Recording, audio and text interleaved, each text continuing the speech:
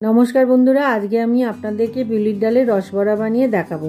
অবশ্যই আমার চ্যানেলটিকে সাবস্ক্রাইব করবেন আর ভিডিওটাকে লাইক করে দেবেন। দেখুন বন্ধুরা, এই ডালটা আমি রাত্রির থেকে ভিজিয়ে রেখেছিলাম। ডালটা কি সুন্দর নরম হয়ে গেছে। এবার আমি এই ডালটা মিক্সিতে বেটে নেব। বিউলির ডাল বাটলে খেতে খুব ভালো লাগে। বড়া করেই খান, দই বড়া খান।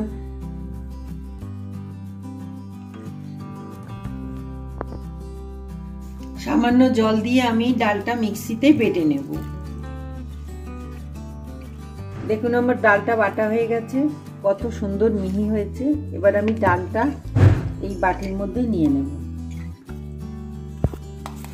মিক্সি থেকে ডালটা আমি পরিষ্কার করে নিয়ে নেব। সামান্য নুন দিয়ে আমি ডালটাকে ভালো করে ফেটিয়ে নেব। এইভাবে আমি হাত দিয়ে ডালটাকে ভালো করে ফাটিয়ে নেব।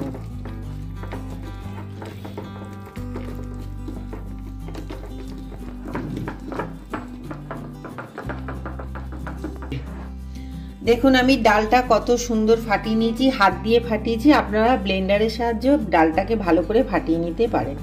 দেখুন কত নরম হয়েছে। এখানে আমি 2 কাপ মতো চিনি দিয়ে রসটাকে বানিয়ে নিয়েছি আর কালারের জন্য একটু কেশর দিয়ে দিয়েছি। দেখুন কি সুন্দর কালারটা এসছে।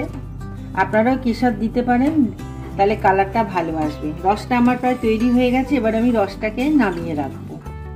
কিনা একটা ছোট বড়া ছেড়ে দেখে নেব। তেলটা তৈরি হয়ে গেছে। এবার আমি বড়াটাকে তুলে রেখে দেব। একটা একটা করে বড়া আমি এই গরম তেলের মধ্যে দিয়ে দেব। গ্যাসটাকে আপনারা লো ফ্লেমেই রাখবেন, বেশি হাইতে দিলে বড়াগুলো কিন্তু লাল হয়ে যাবে।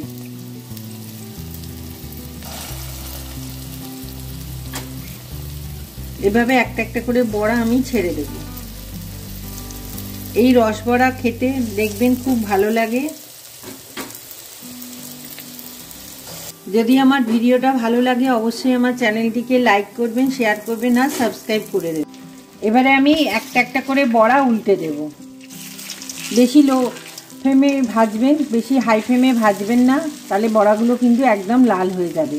যেমন আমরা ডালের বড়া খাই সেরকম হয়ে যাবে। এটা তো রসবড়া, একটু হালকা হালকা ভাজা থাকলে দেখতে ভালো লাগবে। বড়াগুলো আমার ভাজা হয়ে গেছে। এবার আমি একটা প্লেটে বড়াগুলোকে তুলে রাখবো।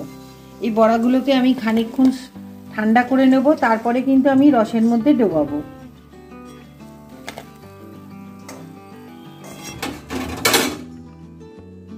আমার হালকা ঠান্ডা হয়েছে, খুব ঠান্ডা করবেন না, হালকা ঠান্ডা করবেন।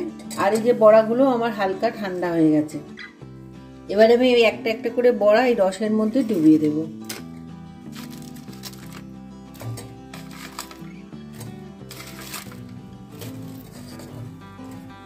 এইভাবে ডুবিয়ে দেব। আস্তে আস্তে করে রসটা টানবে বড়াগুলো, আর একটু বড় হয়ে যাবে। এটা আমি 5 মিনিট কি 10 মিনিট ভিজিয়ে রাখবো।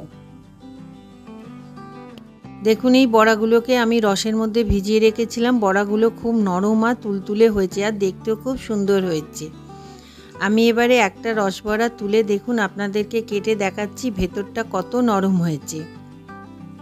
আপনারা এইভাবে যেভাবে আমি বানালাম ওইভাবে বানাবেন আর আমাকে কমেন্ট করে জানাবেন। দেখবেন খেতে খুব ভালো হয়েছে। আমার এই ভিডিওটা যদি ভালো লাগে অবশ্যই আমার চ্যানেলটিকে সাবস্ক্রাইব করবেন। আমার এই ভিডিওটা দেখার জন্য ধন্যবাদ।